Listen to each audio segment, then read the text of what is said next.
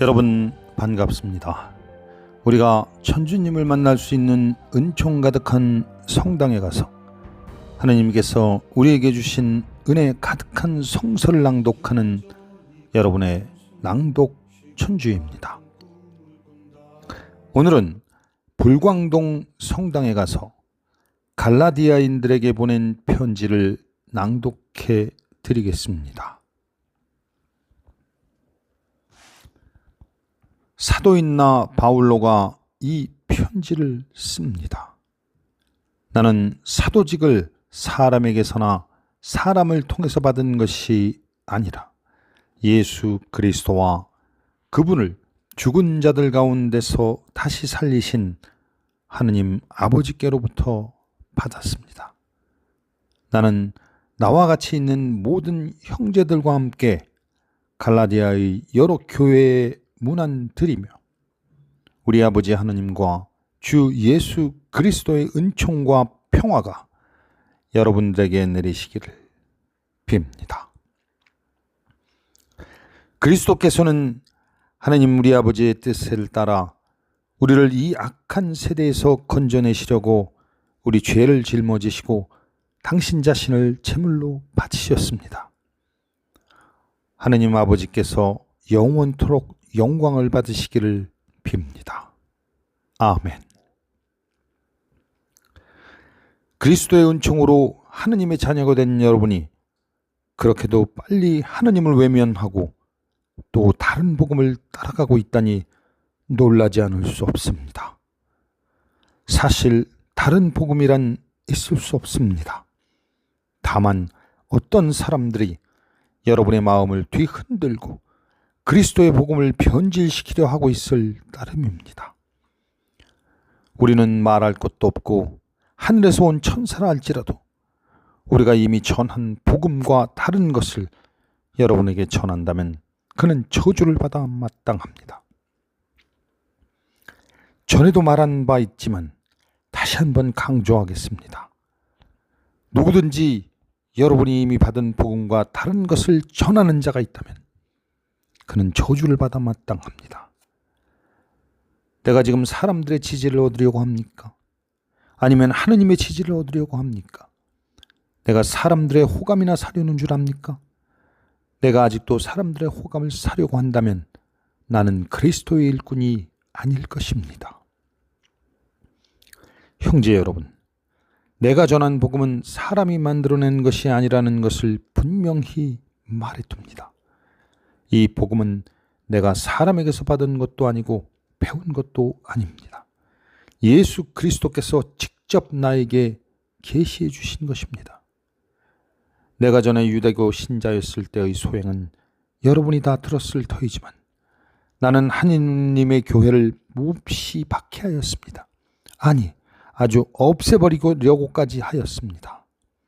나는 그때 내 종족 중 동년배들 사이에서는 누구보다도 유다교를 신봉하는 데 앞장섰으며 내 조상들의 전통을 지키는 일에 있어서도 훨씬 더 열성적이었습니다.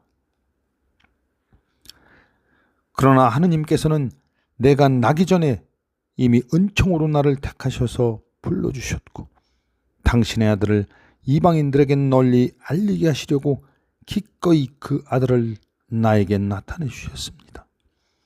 그때 나는 어떤 사람과도 상의하지 않았고 또 나보다도 먼저 사도가 된 사람들을 만나려고 예루살렘으로 가지도 않았습니다. 나는 곧바로 아라비아로 갔다가 다시 다마스쿠스로 돌아갔습니다. 그리고 3년 후에 나는 베드로를 만나려고 예루살렘에 올라가서 그와 함께 보름 동안을 지냈습니다. 그때 주님의 동생 야고보 외에 다른 사도는 만나지 않았습니다. 내가 여러분에게 써보낸 이 말이 거짓말이 아니라는 것은 하느님께서 알고 계십니다.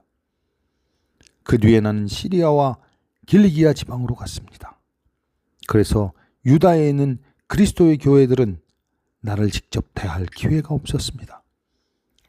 그들은 다만 전에 자기네를 박해하고 그 교를 없애려고 하던 사람이 이제는 그 교를 전파하고 있다는 소문만 듣고 있었습니다. 그리고 그들은 내가 하는 일을 두고 하느님을 찬양하였습니다. 그리고 14년 뒤에 나는 디도를 데리고 바르나바와 함께 다시 예루살렘으로 올라갔습니다. 나는 하나님의 계시를 받고 올라갔던 것입니다. 거기에서 나는 소위 지도자라는 사람들과 따로 만나 내가 이방인들에게 전하고 있는 복음을 설명해 주었습니다. 그것은 내가 지금까지 하고 있던 일이나 지금까지 해놓은 일이 허사가 되지 않게 하려는 것이었습니다. 나와 동행했던 디도는 그리스 사람이었는데도 그들은 할례를 강요하지 않았습니다. 그런데 가짜 신도들이 우리를 노예로 만들려고 몰래 들어와서 그리스도 예수를 믿는 우리가 누리는 자유를 엿보고 있었으므로 실상 디도가 할례를 강요당할 위험이 없었던 것은 아닙니다. 그러나 여러분에게 선한 복음이 진리를 보전하려고 우리는 조금도 양보하지 않았습니다. 하나님께서는 사람을 겉모양으로 보지 않으시므로 소위 지도자라는 사람들이 과거에 어떤 사람이었든 간에 나에게는 아무 상관도 없지만 그들도 나에게 어떤 새로운 재현을 한 일이 없습니다. 도리어 그들은 마치 베드로가 할례받은 사람들에게 복음을 전하는 일을 위임받았듯이 내가 할례받지 않은 사람들에게 복음을 전하는 일을 위임받았다는 사실을 인정하기에 이르렀습니다. 곧 하느님께서 할례받은 사람들을 위한 사도직을 베드로에게 주신 것 같이 이방인들을 위한 사도직을 나에게 주셨다는 사실을 인정한 것입니다. 그뿐만 아니라 기둥과 같은 존재로 여겨지던 야고보와 게바와 요한도 하느님께서 나에게 주신 이 은총을 인정하고 나와 바르바나에게 오른손을 내밀어 친교의 악수를 청하였습니다. 그리하여 우리는 이방인들에게 전도하고 그들은 할례받은 사람들에게 전도하기로 합의하였습니다. 한 가지, 그들이 우리에게 요구한 것은 가난한 사람들을 기억해달라는 것이었는데 그것은 바로 내가 전부터 열심히 해오던 일이었습니다. 그러나 게파가 안티오키아에 왔을 때 책망받은 일을 했기 때문에 나는 그에게 면박을 주었습니다. 그의 책망받을 일이란 이런 것이었습니다. 게파가 이방인 교우들과 한자리에서 음식을 먹고 있었는데 야고보가 보낸 사람들이 들어오자 그는 할례를 주장하는 그 사람들이 두려워서 슬그머니 그 자리에서 물러나갔습니다. 나머지 유다인들도 안목은 채하며 게파와 함께 물러나갔고 심지어 바르나바까지도 그들과 함께 휩쓸려서 가식적인 행동을 하였습니다. 나는 그들의 행동이 복음의 진리에 맞지 않는 것을 보고 모든 사람이 보는 앞에서 게파에게 이렇게 말하였습니다. 유다인이면서 유다인같이 살지 않고 이방인같이 사는 당신이 어떻게 이방인들에게 유다인처럼 살라고 강요할 수 있겠습니까?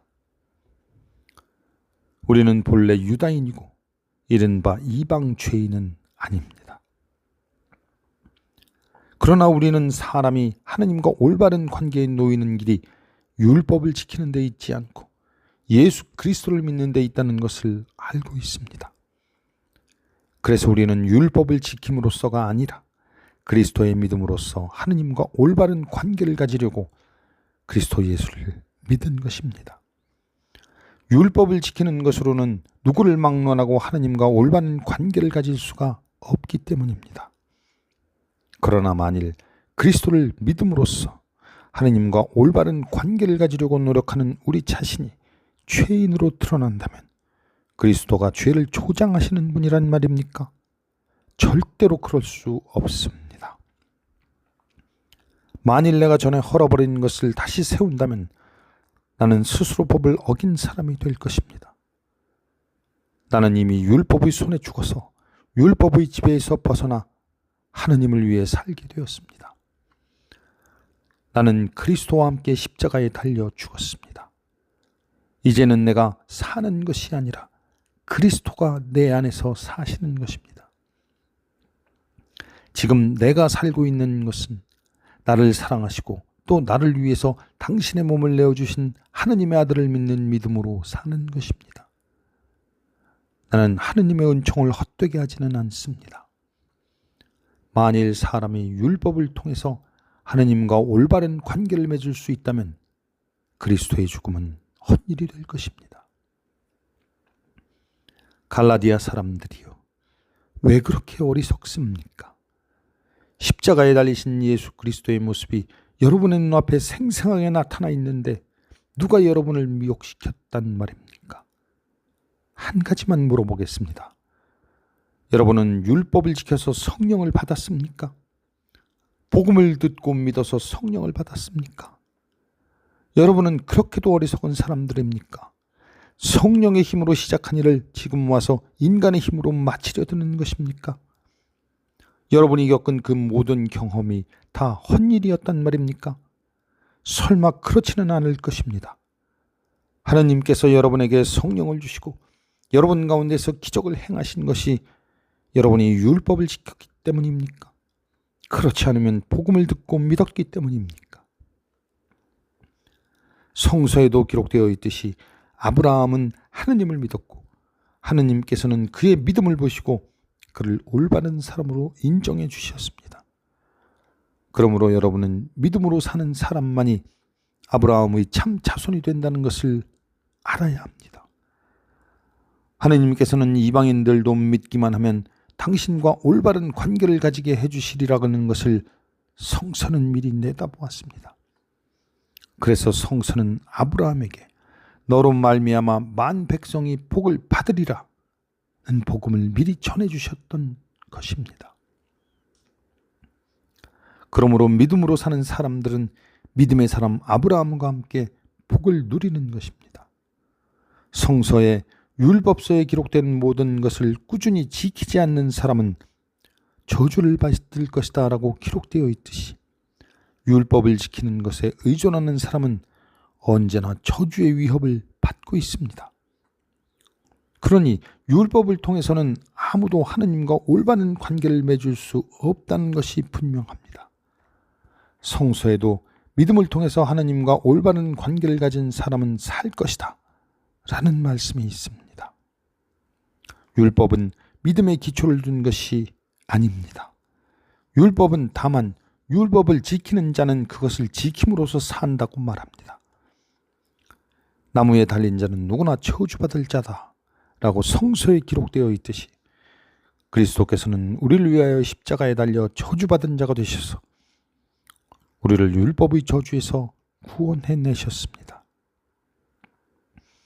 그리하여 하느님께서 아브라함에게 약속하신 복이 그리스도 예수를 믿는 이방인들에게까지 미치게 되었고 또 우리는 믿음으로 약속된 성령을 받게 되었습니다. 형제 여러분, 세상의 관례를 들어서 말해봅시다. 사람이 맺은 계약도 한 번 계약 맺은 다음에는 아무도 그것을 무효로 만들거나 무엇을 덧붙이거나 할 수 없는 것입니다. 하느님께서는 아브라함과 그의 후손에게 약속하실 때 많은 사람을 가리키는 후손들에게라는 말 대신 한 사람만을 가리키는 내 후손에게라는 말을 쓰셨습니다. 한 사람이란 그리스도를 가리킵니다. 내가 말하려는 것은 이것입니다.